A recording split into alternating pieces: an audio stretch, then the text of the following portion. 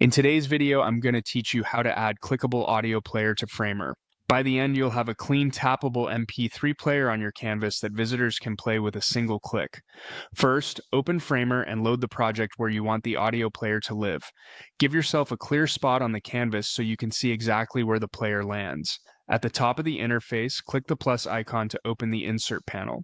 This is where Framer keeps all the building blocks you can add to your design. In the panel, hover over the media category to reveal the available media elements.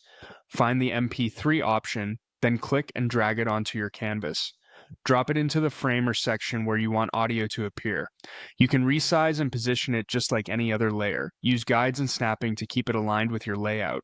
With the MP3 layer selected, look to the right-hand Properties panel. You'll see an audio section that controls how your player gets its sound. Under Source, choose how you want to provide the file. If you already host your audio online, select URL and paste a direct link to an MP3 file. A direct link usually ends in MP3 and should be publicly accessible. If the audio doesn't load, double-check the link, file type, and hosting permissions. If you prefer to bundle the audio with your project, choose Upload and pick an MP3 from your device. Keep file sizes reasonable so playback starts quickly, and make sure you have the rights to the track you're using. Once the source is set, switch to Preview to test the player. Click it to start and pause playback. Confirm the audio quality and ensure its size and placement work across breakpoints. You can always nudge the layer, rename it in the Layers panel for organization, and align it with surrounding content to keep your page tidy.